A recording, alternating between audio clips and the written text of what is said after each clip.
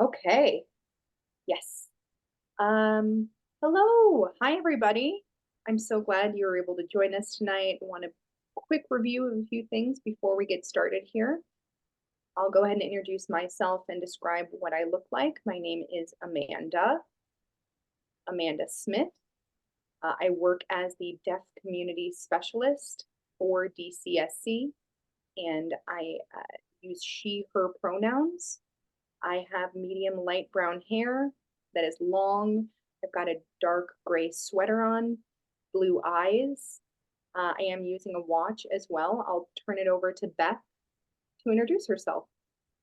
Hi, I am Beth Liepholtz. I am a content creator and mother of a deaf child. I have long dark hair, curly, with a kind of rust-colored tank top on, brown eyes, and yeah, I'm at my home office, which is decorated with lots of pink and brown.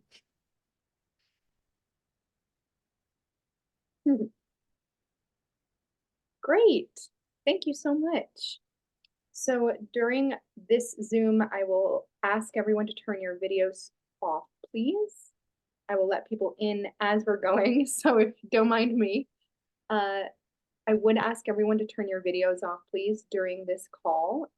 If you have questions, please feel free to type them in the chat, and we will read them at the end in the last 15 minutes for our Q&A session. All right. So if you wouldn't mind telling us a little bit about yourself, your background, Beth, a little bit about yourself. Yeah, I have lived in Minnesota most of my life. Grew up closer to the Twin Cities area, but moved out here. I'm in Alexandria now. So after college, I met my now husband, who's Amanda's cousin. And we have lived out here for almost 10 years now. Um, 5 years ago, we got married. So yesterday was actually our anniversary. And then in September of 2019, we had our first child who was born deaf. Obviously, Brandon and I are both hearing. So that's kind of what started this journey. As far as my career, I do photography and website design. And now I share a lot on social media and have written a children's book.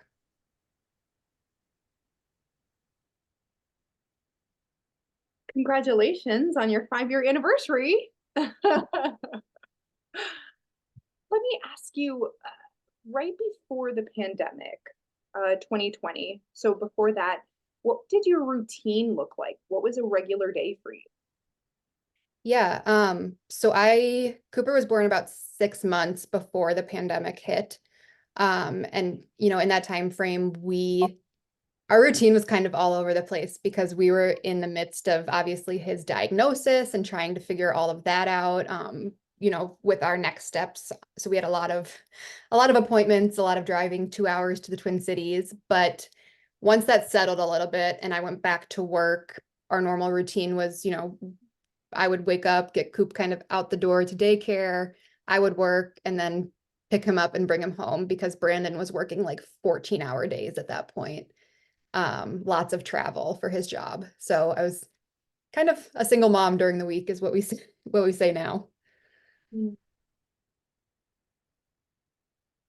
Yeah, yeah, makes sense. Seems like pretty busy managing all of that by yourself with doctor's appointments and your husband being gone to work, 14 hours plus travel. Wow. We had a lot of support with friends and family too, which was helpful. Like I don't think I ever went to a doctor appointment alone. Somebody was always volunteering to come. Mm, that's so nice. That means your family and friends do they live near you? I think that because you live in a pretty rural area, don't you? Yeah, so we're in Alexandria, which is like 2 to 2.5 hours outside the Twin Cities, but I actually grew up in Buffalo. So my whole family is about 45 minutes outside the Twin Cities. So a lot of times when he had appointments, I would just spend the night and one of them would kind of come with me and then go back home. And there were a couple times that like a friend from Alexandria would just make the trip with me. But yeah, I have a lot of friends that are still pretty close to the Twin Cities too.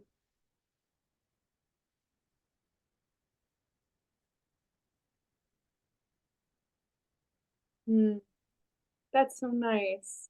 Family and friends, support you, keep you company during that time. So when COVID first started and the pandemic really hit, where did you learn that and where did you, hear information from the news? Was it family? Was it friends? What were your first thoughts? Like, did you think it wasn't really a big deal or were you pretty concerned? What was your first reaction? Um, I would say we knew it was coming to an extent. My dad actually works in like I don't really know the specific terms, but like risk management essentially. So it had been kind of coming up in work for him a lot. So he had been kind of giving the heads up of like, make sure that you guys have this stuff on hand. I have a feeling when things, really hit, it's going to be hard to get certain supplies, that kind of thing. So it was in our heads. When it really hit and like lockdown started, I think I just am an anxious person in general, so it was just kind of anxiety inducing to not know what to expect and like be thrown off routine. We obviously didn't know just how, the strength of the virus in general, like how it was going to affect people and affect them long term. So that was obviously a big component too. But I think I wasn't necessarily worried about staying home. I was just worried about all the unknowns more than anything. Yeah, yeah. Now, when lockdown really actually happened, how did that impact your, work, your home, Cooper? What was that like? I always say that I am so grateful that Cooper was like 6 months old and not the age that he is now, because I cannot imagine, I mean, a lot of people were home with kids who are super active, and he and I are not homebodies at all. We both like to be out and about. So from that standpoint, I think we were lucky timing wise. It really opened our eyes too, because Brandon eventually ended up getting temporarily laid off because a lot of, non-essential workers did. And so for us, it was like, wow, this is actually really nice to be able to spend time together as a family and realize like, how much his job was Mm. sort of taking away from that. Um, and so I've been lucky enough to have jobs that I can work remotely. I worked remotely before COVID even happened. So for me, it was just a matter of, well, now I'm at home and my child's here, but I still worked. Um, and then the other big thing for us was that Cooper's so my son is bilaterally cochlear implants, and then he also signs. We have signed with him since we found out that he was deaf. Um, And so his cochlear implant surgery was scheduled for September of 2020. And then with Brandon getting laid off, he carried the insurance. And so that we essentially had to change the procedure to be in June of that year instead in order for it to be covered. So we were very lucky that they still allowed that because it's, an elective procedure essentially. So the main difference was that only one parent could be there. And that was me. And then Brandon was at a hotel close by.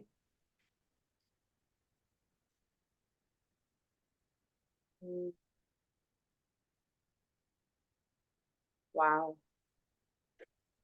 Wow, it's lucky that you could still, move forward with the procedure, but it's tough.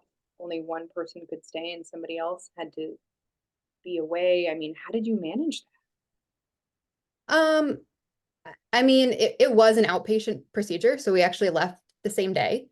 So I, was in the waiting room and I had stuff to kind of like occupy me. They were really good about giving me updates, and then I would text Brandon immediately, so he was in the know as well. And then as soon as they said, okay, you guys, he's out of anesthesia, you guys are okay to go, Brandon was right there at the hospital.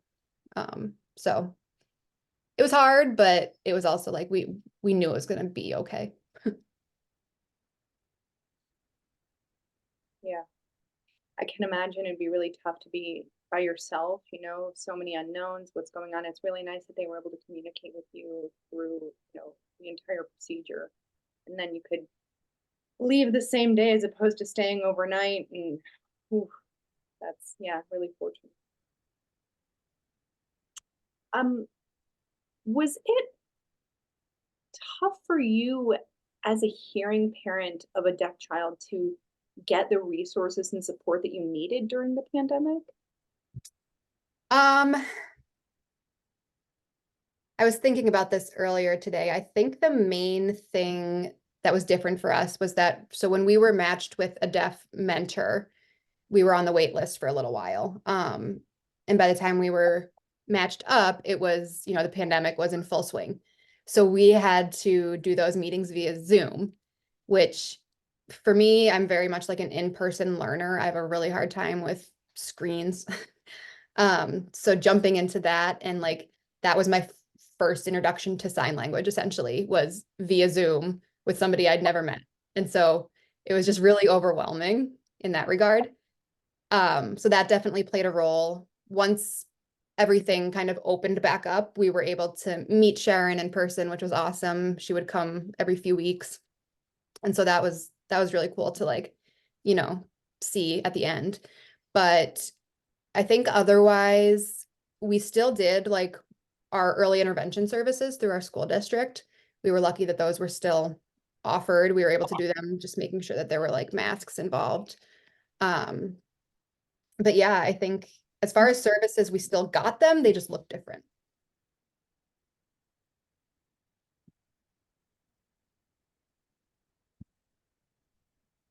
Sure. Oh,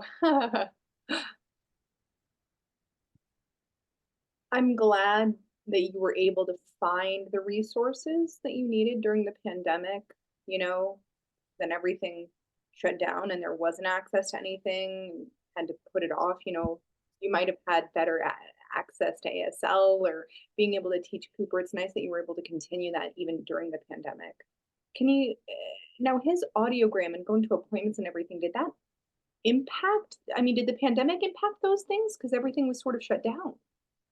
Um, we were still able to go. It was just very much like one parent and then making sure that everybody had masks on.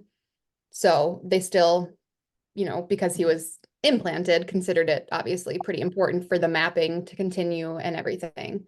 So they just looked a little different than they maybe would have otherwise. We were lucky we were both actually able to go to his activation day, um, as opposed to just one parent. But yeah, his actual appointment stayed as scheduled. Hmm.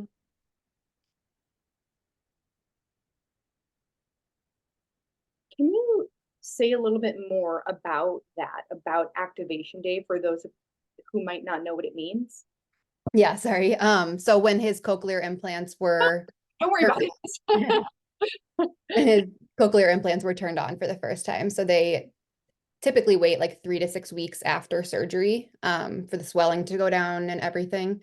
And so then, you go and they turn them on very slowly and kind of make gradual changes.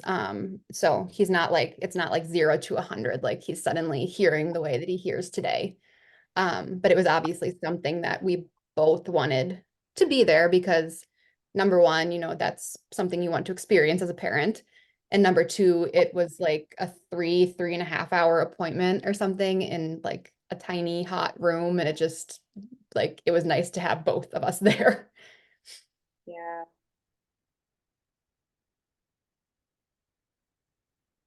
Let me ask you, how did he first react? How did Cooper first react? Yeah. So we went into it with very realistic expectations.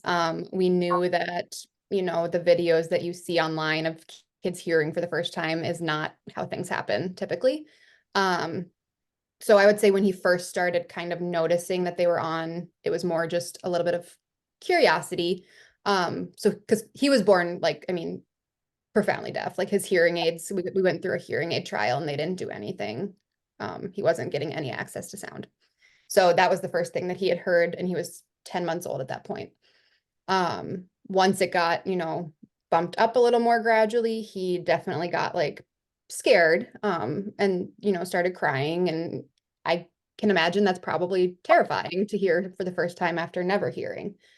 Um, so it's something that even now when I share from that day or talk to parents that are getting to that point in the journey, like it's something that I tell them, be prepared, like for it not to be this super happy, magical moment because it's usually not.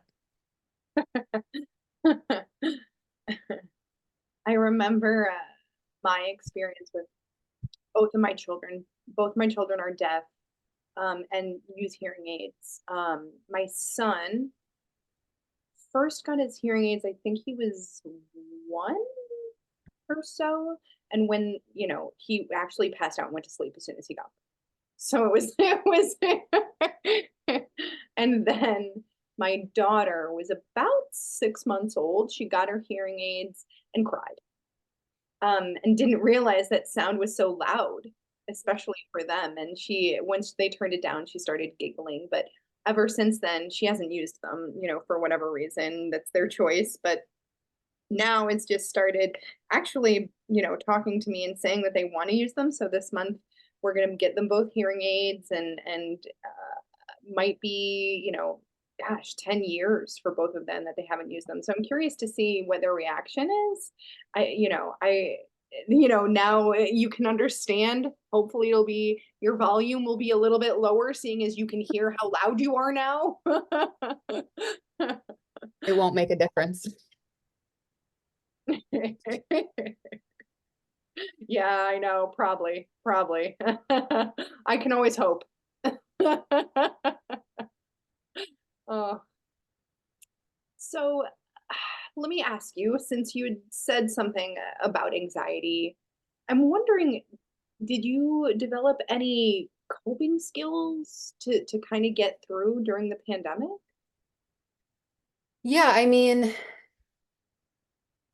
I think it was just such a chaotic time. Well, it was also such a calm time. Like it was a weird mixture because we were still obviously navigating the first year of this entire process with Cooper. We had his surgery in the middle of it. We had all the follow-up appointments from that.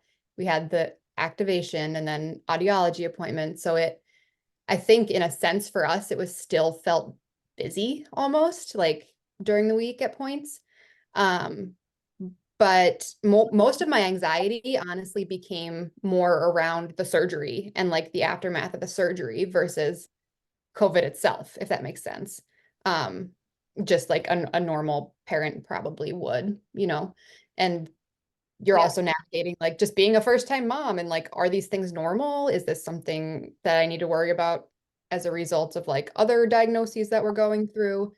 So like when I think back to the pandemic, that's a lot of what I think about versus, um, Mm. the actual aspect of COVID, just because we had so much going on in our own little unit, but also we're still kind of out in the world because we had to be for his appointments.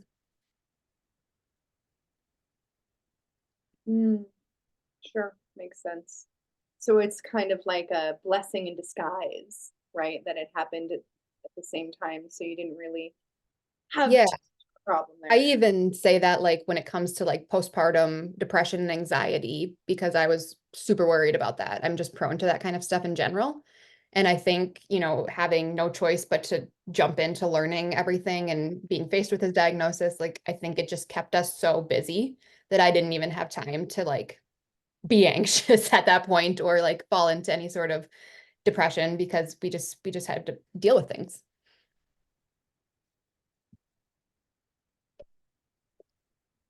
Yeah, yeah, that's tough to identify that though if you're so focused on, I mean, can't focus on other things. How did you figure that out? How did you identify that later on?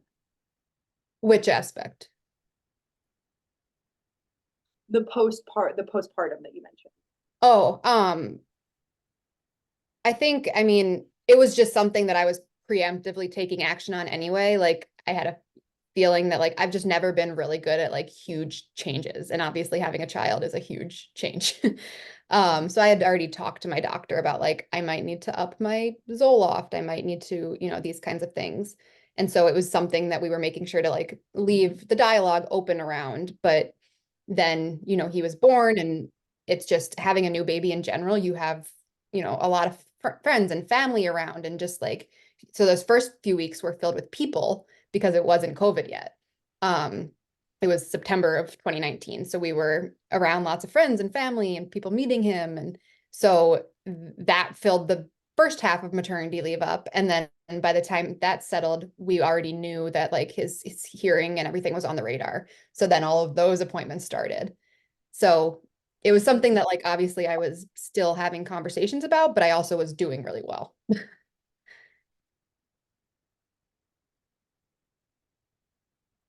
Sure. Yeah, that's amazing though that you were preparing yourself too, that you knew you had that sort of in the back of your mind that you were preparing. You'd already spoken to your doctor about that. Gosh, yeah, that's really helpful as opposed to just sort of thinking it's not gonna, nothing's gonna happen. It's better to cover all your bases. That's really fantastic. That's amazing.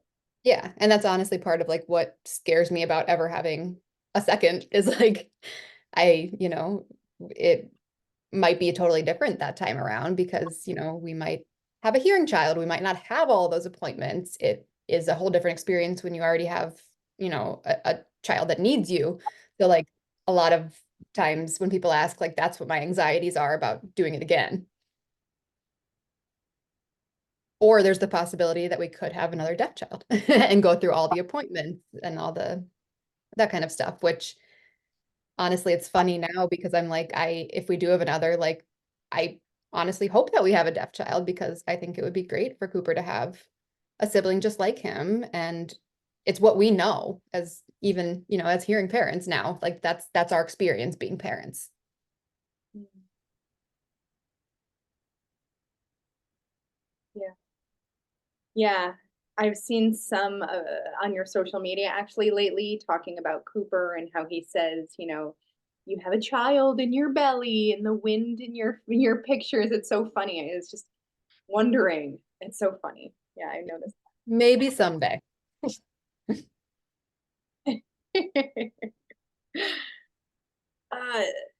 so let me ask you, I know that you are a big fan of coffee too. So the pandemic, when everything was closed, how did that impact your, coffee drinker? You couldn't go out. What did you do? I mean, Target too, right? You couldn't go to Target. I'm thinking back to that and honestly, like I think it was a different experience even in the Twin Cities, like for you guys, than it was here. Like we still had stuff that was open to an extent and people were still kind of out. I think there was a lot more of a tight lockdown in the Twin Cities. Like obviously we were still very careful. We only went places like when we needed to, but and had masks and took all those precautions. But like I think some drive-throughs were eventually opened versus like being able to go in. But otherwise we just drank coffee at home like normal people.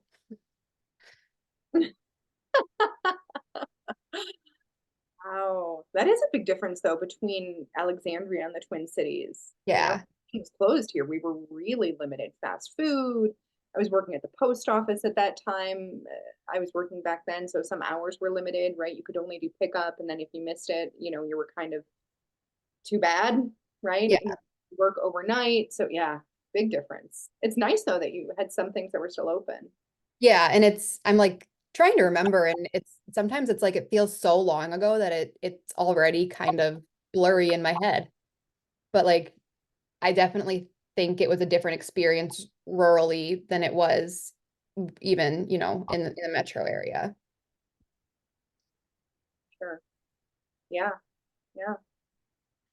So let me ask you then, you did have a photography business prior to the pandemic, right? So I mean, during the pandemic, did you still continue with that or what was that during the pandemic? Yeah, nope. We all the local photographers, like we're all really good friends and we are in like a Facebook group that we have together and we work really well together, but we all just pretty much ceased any of that. Um, I was still working, doing my website design remotely. So that was my main, source of income at that point. I would say the year after COVID was probably like my busiest year I've ever had for photography because I think everybody was like trying to make up for it essentially. But yeah, it was weird because everything kind of slowed down and it was only my second year in my photography business. But it was also nice because it forced me to pull my camera out at home. And like, I have so many pictures and videos of Cooper from that time frame that I probably wouldn't have otherwise. Because sometimes when it's your job, it's like you don't always remember to do, take your camera out at home and take pictures for yourself.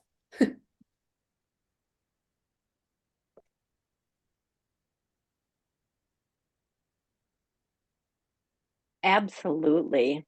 I think there's a lot of photographers that just do such beautiful work. And then you just be able to see Cooper grow and play with the chickens. And yeah, it's just fascinating to see how the world grows, you know? It is. So during the pandemic, it seems like in Alexandria and the Twin Cities, it was different. So did you get out with friends and family members in your area normally, or did you see it was much less than it? You kind of switched to visiting online or through Zoom or FaceTime.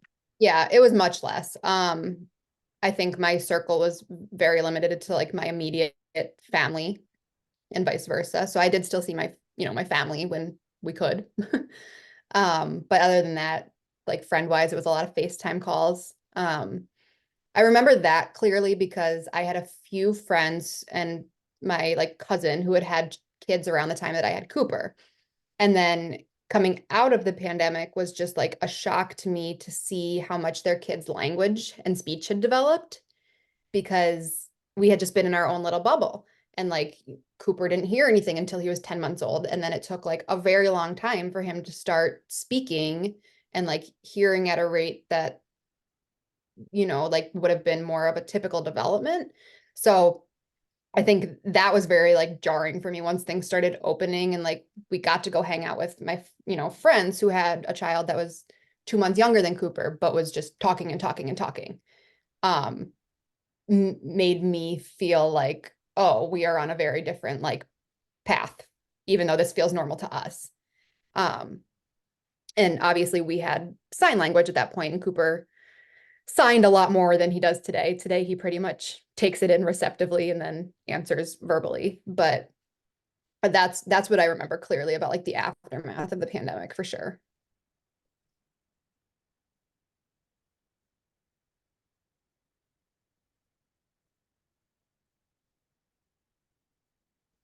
Wow. Okay. Very interesting perspective that you recognize. I noticed a variety of different children's in schools, the older ones, like you said, it was really nice. Like Cooper being 6 months old already during the pandemic, he was young enough, but the older kids were really impacted by the school, the distance, long distance learning, and the kids being forced into distance learning. And it, for some, it didn't go well. They couldn't sit in front of a screen. Language acquisition was lost or delayed. I was teaching my own kids at school and they were sending me things, but the kids were done with it. You know what I mean? Mom being a mom and a teacher at the same time. They didn't want to see mom. They wanted to see their teacher, and they wanted to see the teacher in person. So it did impact my kids. I think they had delayed learning, but I see that they're catching up now. And there's some struggles with that catching up process, but they're picking up things. They have a podcast for one teacher from Louisiana School for the Deaf. We did have them on and talked about how long the school was closed because COVID was longer down there as far as getting them back in person. I think they just recently, I thought it was like last year, 2 years ago, they said, no, very recently. Didn't even realize how much longer and how much harder they were impacted in Louisiana compared to Minnesota. So I felt like we're fortunate enough to be able to get back in person to school and move forward when many other states weren't ready for that. So there was those struggles with the kids, and the attitude in the classroom was that there was no boundaries. They were so used to being at home doing whatever they wanted to, and so the transition was difficult. And then working on changing the attitude, the work ethic, and being prepared was just big. So Cooper, it's nice to see that he missed all that, that wasn't that big of a loss for him. Yeah, I can't even imagine if somebody told him that he had to sit down and pay attention to a teacher on a screen. Like, he just wouldn't. So, Oh, right. Definitely he would not. I mean, he's on the go all the time. yeah.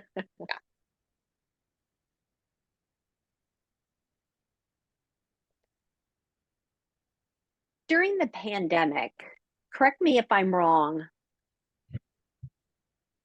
it wasn't Cooper in daycare? Is that true? Um, not during the pandemic. We were both home, so he stayed home with us. Brandon's parents, my husband's parents, live pretty close to us, so they would occasionally watch him. Like, they were very much in our circle, but he wasn't actually in daycare until things kind of opened back up after.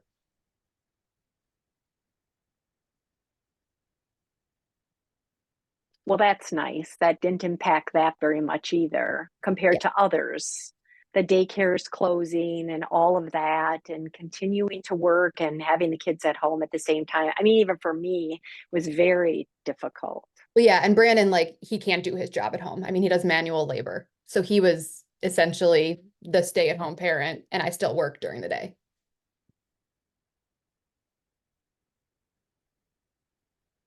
Right, right. Um, I remember one of the questions here was saying about during the pandemic, you ended up picking up some hobby, or did you? You were doing social media content and during the pandemic, and then after, what were your thoughts? What was your journey on that? Yeah, so I've always shared a lot, I guess, on social media. Like, it's just been something I've always enjoyed. And it's always been kind of like a coping way of dealing with things for me too. So, like, through the diagnosis and everything, I shared a lot. Like, I shared a lot in like written form, but I also connected, with other families going through the same stuff. And then during COVID, I jumped on TikTok like everybody did.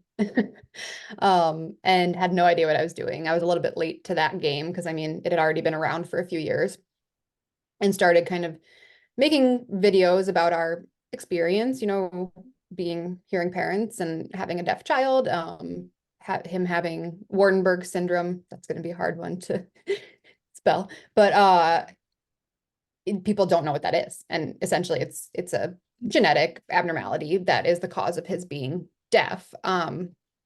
But it started just kind of gaining traction on TikTok, but I didn't even realize, like, until I showed my sister, like, oh yeah, I started making these videos. She's like, that's like a lot of views and stuff. And I was like, oh, I don't know. It's just TikTok. So that's where it kind of started, and then has just kind of grown from there. Like, I never went into it being like, I'm going to be a content creator.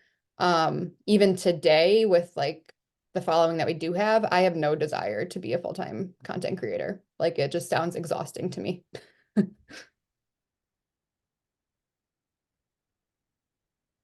I bet.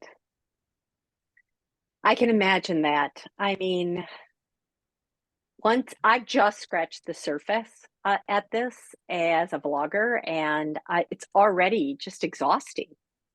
So I can't even imagine yourself as a content creator trying to, with all those followers and a child to keep up with, and just keeping up the energy. I mean, hats off to you for sure. Yeah, it's just something that I've always been very mindful of. Number one, like how it affects my mental health.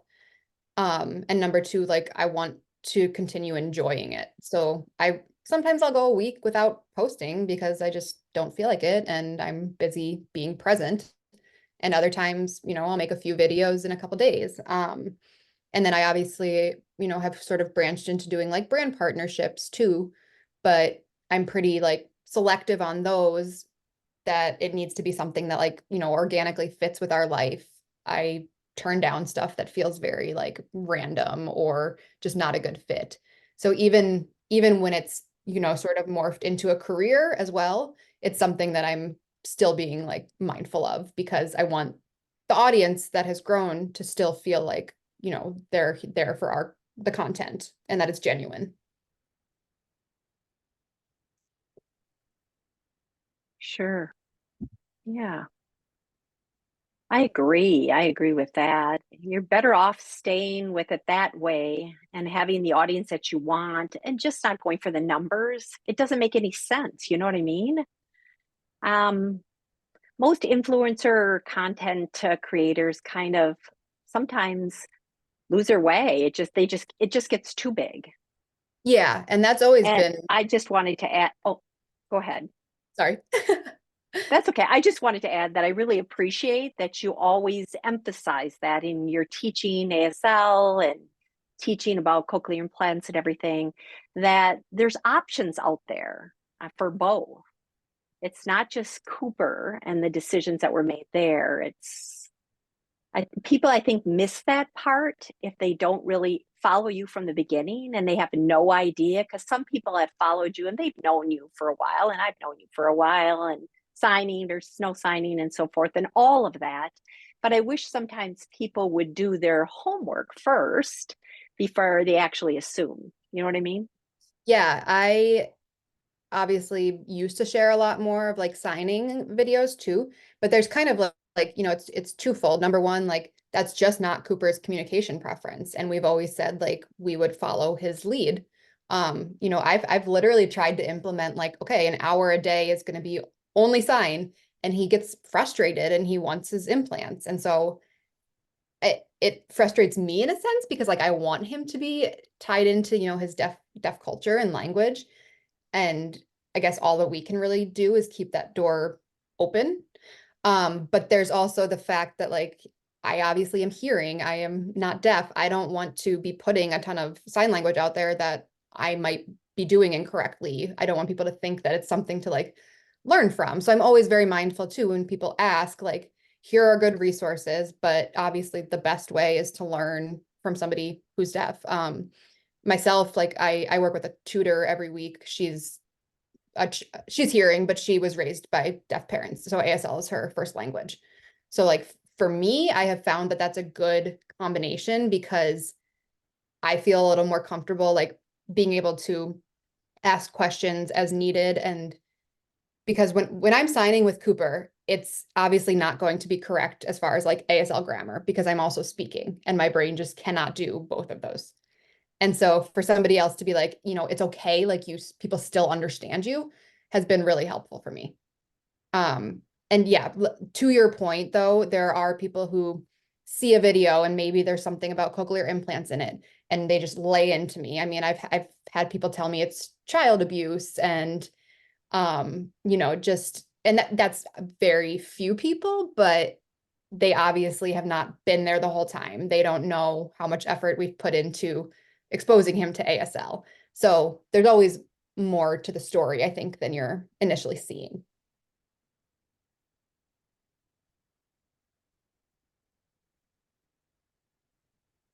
So true. Yes. And I do appreciate that perspective. It is tough when you want to share ASL content, but at the same time, you don't want to take away from deaf individuals who are native to ASL. And I can't speak for all, but I think it would be helpful to just, as far as ASL communicating between the two of you is fine, but actually teaching it to an audience, I don't necessarily think it's okay because you'll get the reaction from the deaf community. They definitely want you, they want to teach it in native perspective, and you can show that you're the mom.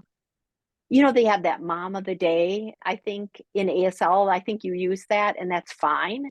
So, but just to seeing that it's okay that you're signing at your skill level and the content that they understand that, but still, I see so many deaf people that sign, and it's impossible, I think, to compare the difference, like being on the right track and everything. But I think you're doing fine, of course. Thank you. Yeah, there's like definitely no right way. And lately, it's funny that you bring up like, posting ASL and stuff. I have a video from recently that like we've been playing I Spy, but more so focusing on like the ASL, me at least. Cooper does whatever he wants. But like I found that that's a really good way for me to like get better at the descriptive part of ASL. So like that's been fun too, because I think he's also realizing like, oh, I can take this in. And I asked him the other day, I was like, do you like when mom talks and signs or just talks? And he said, no, I like when you sign. So even though, it's not his preference, like he obviously, it makes it easier for him to take in information.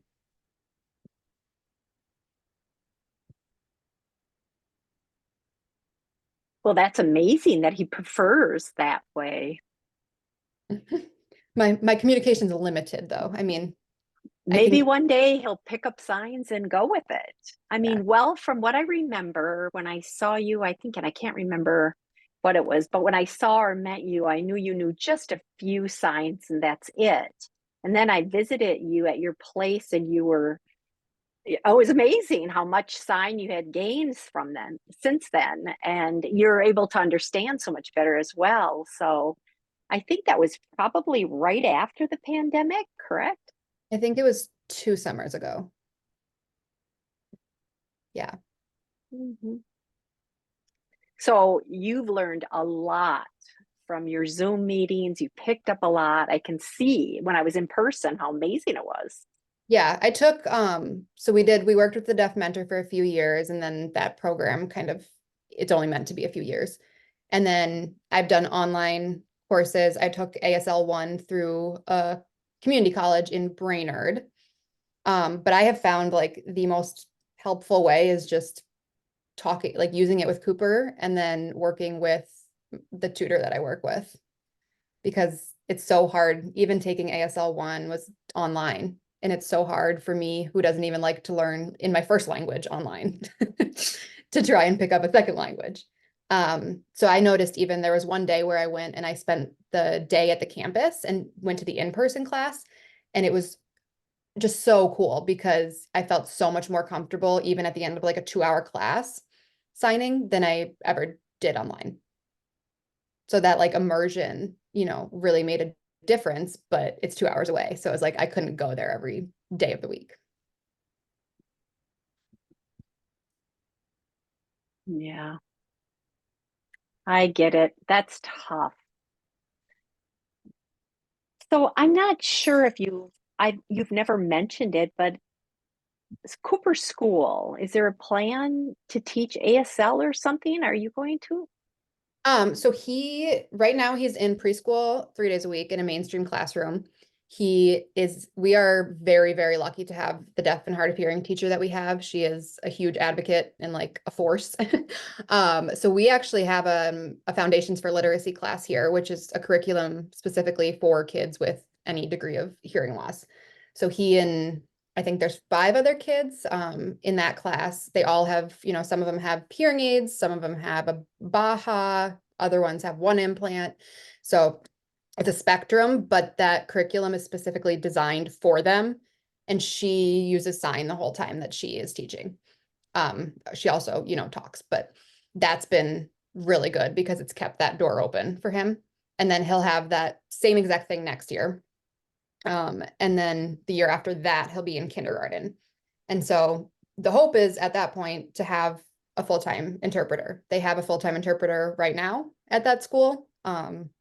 I hope that's still the case. Like we were chatting a little bit before, there's just a shortage in general for interpreters. But for as rural of a school district as we are, they have been amazing.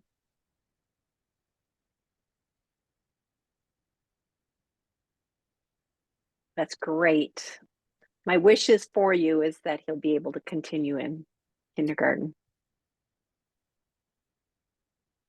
And also, during your journey, you came up with what was called ABC inclusive book. Is that true? The ABCs of inclusion. Yes. Yes. So, what's up with that? Tell me about that. So writing's just always been a passion of mine. And I had a few people kind of say like, have you ever considered writing a kid's book after I'd started sharing online? And I had a friend who'd published a book through a publisher in the Twin Cities. And I just had kind of this idea, through sharing this journey and like connecting with thousands of followers and other families.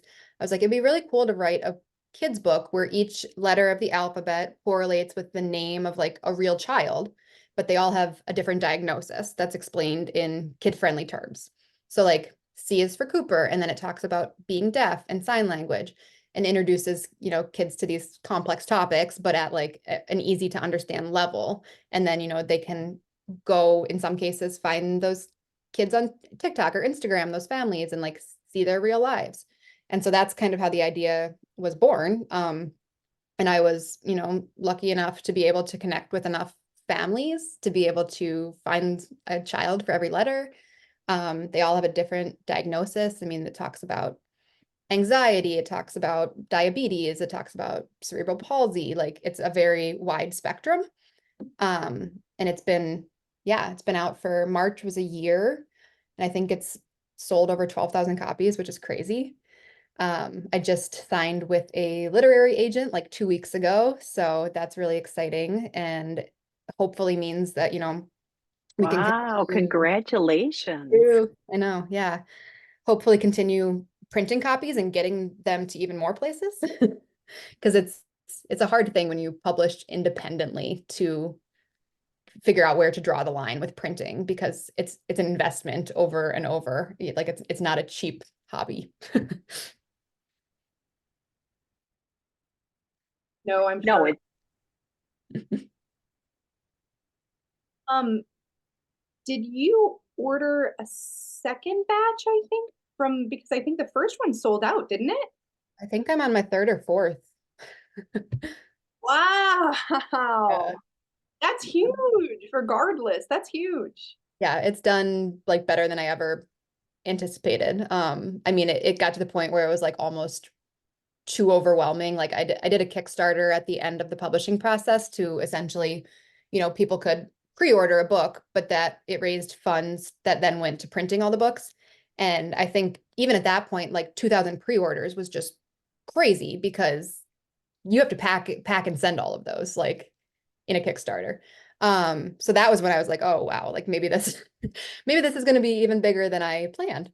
And so that definitely ended up being the case. And it got to a point where I needed a little bit of space from it, like after it came out, and time to like regroup. But I think it's good now that I feel like re-energized and ready to kind of take whatever next step happens with having an agent and hopefully getting it published by a publishing house, a more traditional one.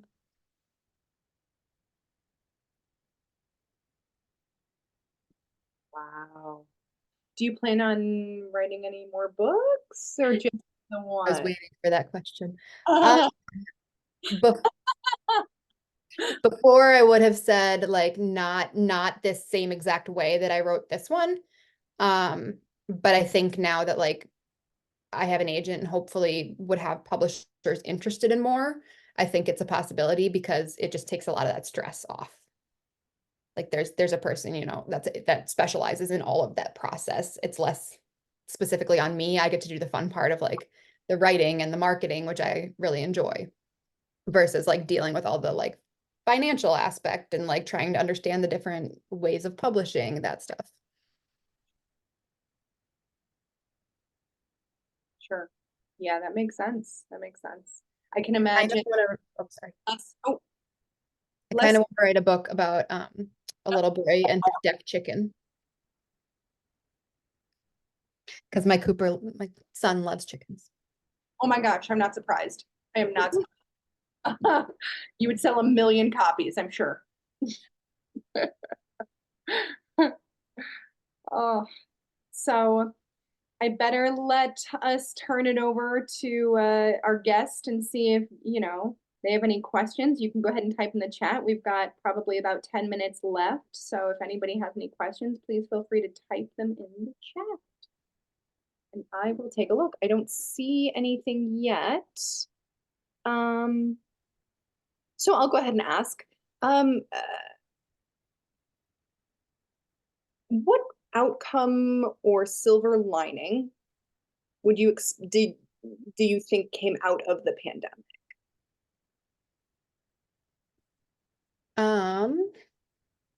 It's a good question. I think like I, sort of touched on was the fact that we realized how much Brandon had been gone and how much he was missing of, and that wasn't his fault. It was just he had to kind of go wherever the jobs were. So he got to be home for, a long time that year, which was amazing. And he ended up going back to that job briefly. And then 2 summers ago, he had an accident with a lawnmower and got his foot stuck in a lawnmower and was home again for a few months, all day, every day. And that's when we really realized, like, okay, Coop's older now, like this is everything that's been on my plate. Because once he started being able to like help with that kind of stuff, he was like, you're doing a lot. And I was like, yeah. So in a way, COVID is like what really opened our eyes to that. And then after his accident, which he's recovered really well from, he decided to take a more local job, which has been really, really good for, our relationship, but also for his and Cooper's relationship.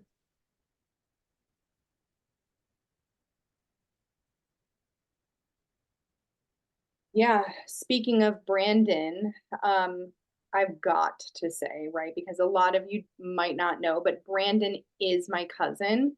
We kind of grew up together. I mean, we didn't see each other very often, but when we do, we do.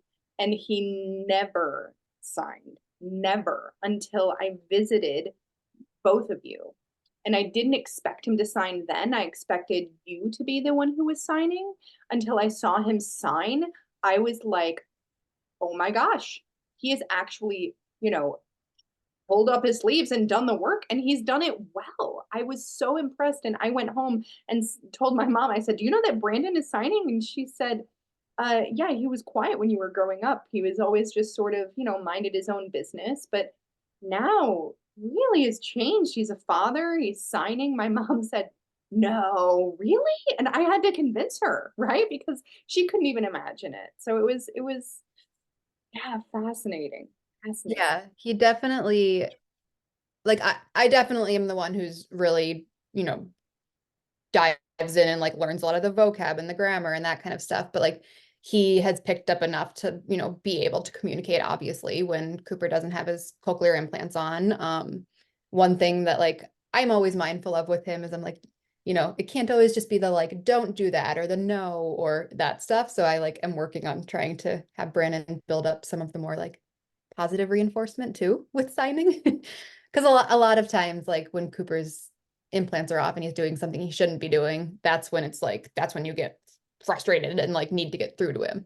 So I think that's always a work in progress. But it's also, the fact that I work at a computer, like I can always be learning at the same time as I'm doing other things. It's a lot easier for me to have the time to learn ASL versus I think Brandon learns it a lot more like in the moment.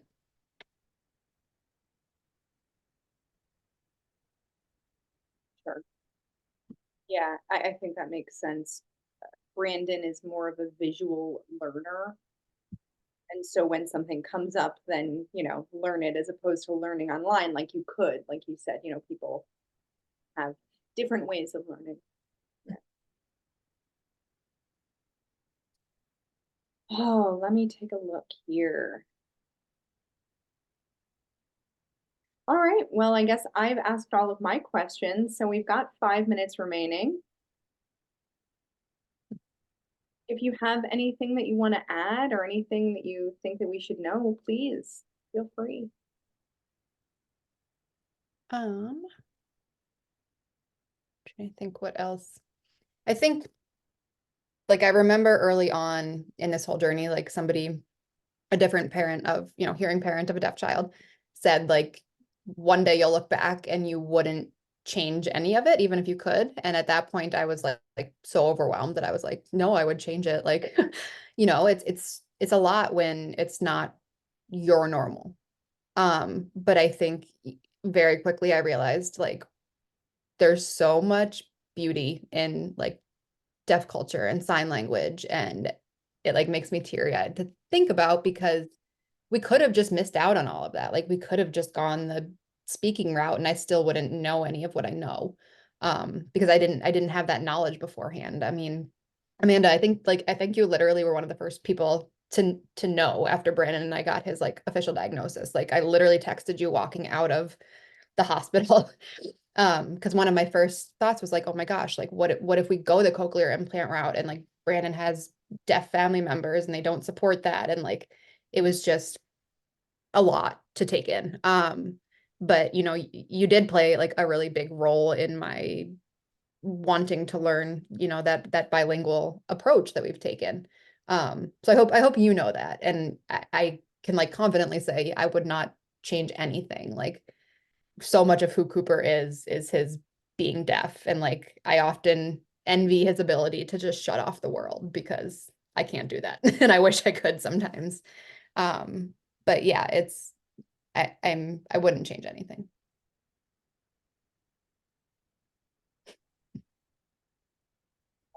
I remember when you texted me. I remember I was thrilled that you texted me, right? Meaning that you know, I could show you and give you all of that information. I was very straightforward, you know, do this, and that, and you'll expect this, and that, right? Yeah. And really emphasized doing both things, studying ASL, and you just picked it up and did your research and made the connections with the families you needed to make and made the decision that was definitely not easy. And I understand that, you know, a lot of people don't support implants. I myself know that, but we all have to be understanding and respectful of other people's choices as long as they are doing their homework and feeling like it is the best thing for their family, and to continue to support language options both in ASL and, you know, everything that comes with that, as a, as opposed to being selective and just choosing one thing and shutting out all of the other options that are available, that, you know, maybe they would struggle with their identity and other things, but you opened with everything. And so he's going to do great, and it's, you know, he's blessed to have you as a mom, and I'm very proud of you. And I think we were lucky too in that like even our medical team was fully supportive of that like bilingual approach, which I know just from talking to other parents, like sometimes audiologists are against sign language, as bad as that sounds, because they're afraid that it'll make the child not want to speak, or you know, that kind of thing. So when I'm talking to, you know, parents that are new in the situation, like that's something I always like to point out too, is like you don't have to stay with your medical team because they're the ones that your first appointment was with. Like if you don't agree or you feel uncomfortable or like they're not going to support you, like see somebody else, because chances are there is somebody who will support that. And so that was important to us from the beginning. And we were lucky that our team felt that way too. Yeah, that's amazing. Really, really fortunate. From just my own experience, when my child was born and they gave me a book of resources, like my child is deaf. So, of course, the first resource that they give you is a cochlear implant. And they, you know, say one language, speech, speech, speech, speech. And at the end, at the very, very end, they have ASL. And honestly, the book was so thick, it was dense, and a lot of parents wouldn't even go through all of that to the end to see ASL at the bottom. So that's the first choice, typically is the best thing. So when, you know, I hope that in the future, right now I know that there are some teams in Minnesota that are trying to change the approach and the medical model and trying to figure out how to change audiologists' approach and trying to change that stage of parenting. When, you know, they first find out that their child is deaf, they don't know what to do, they're overwhelmed, trying to change that moment and say, hey, it's okay, right? There are resources available. And so not saying you must just do this way, right? That's awful, and you can't change overnight. We can't change it overnight. I know that right now they're still working on it. They're still, it's a work in progress. Yeah. And I think, you know, when you're already that overwhelmed, especially as hearing parents who just don't have that much exposure to the deaf community, like thinking about learning an entire new language on top of it and then having to teach that language to your child can like put you over the edge. But I think for us, it was like, you know, we're going to have 9 months until Cooper's cochlear implants are turned on, you know, if he even is a candidate for them. Like, do we really want to just not be able to communicate with our kid? And then obviously, when his implants are off, he's still deaf. Like, we had an experience a few weekends ago where both of his processors broke while we were in the Twin Cities and like were not fixable. And like, I don't know what we would have done without ASL.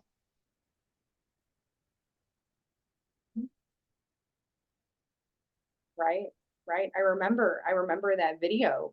It was so nice to remind everyone, hey, if the implants are off or they're broken, your child is deaf. End of sentence. How are you going to communicate? What are you going to do? Sign. And you had it ready, right? And just leaving the whole weekend with no language because you don't have the cochlear implants and just wait until you get a new one, right? Like that's an entire weekend of lost information. Not to mention too, like it's stressful on the person who has the ability to communicate with him because, you know, we were supposed to, it was Mother's Day weekend, we were supposed to go to my family's house and like they know enough sign that they can like communicate with him, but not like explain things, if that makes sense, like in detail. And so I was like that, you know, being the only person in that scenario just sounded really stressful, which is sad, but it's also like it's just the world we live in too. Like we knew he was going to be raised in a hearing world, which played into our decision to obviously do what we did in both approaches. Yeah. And that's a little, I think, insight into the choice of my family as well when we went through, with all hearing relatives, families who don't sign, family who doesn't sign. My brother actually is CODA who can sign, but doesn't fully sign for us. And then, we don't want to rely on him to sign what other people are saying. So making it more inclusive when it's really not even his job to be the interpreter at family functions. My dad is hard of hearing and he can speak and read lips. But again, for me to rely on him solely, it leaves us to take care of ourselves and figure out how to, figure out what's being said. I can only imagine how stressful it is to be the one who's relied on. I'm sure it's not easy at all. Yeah.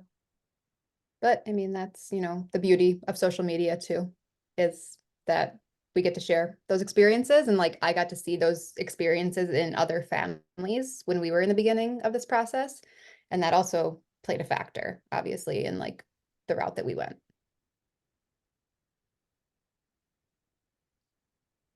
Definitely. Yeah, a lot of information that you shared is so people can feel like they can relate to it and understand that they're not alone, that, it's normal to ask questions and share those things. It's beautiful, absolutely beautiful. You've created a very safe space, I think, for people to share and find their home. I hope so. And I hope Cooper sees it that way as he grows up too. I think that's important. I just realized what time it was too. Yeah. Oh, yes. Yes. Yeah, definitely. Definitely. And I think there's a lot for Cooper he'll be able to see, I'm sure. I'm sure he will appreciate everything that you do. Absolutely. He enjoys being the center of attention. I always say like it would be very different if he was like a shy and reserved kid, but he is like, let's go. So Yeah. Oh, I'm looking forward to seeing what comes too and more stories as he gets older. I'm really looking forward to it. Oh, all righty.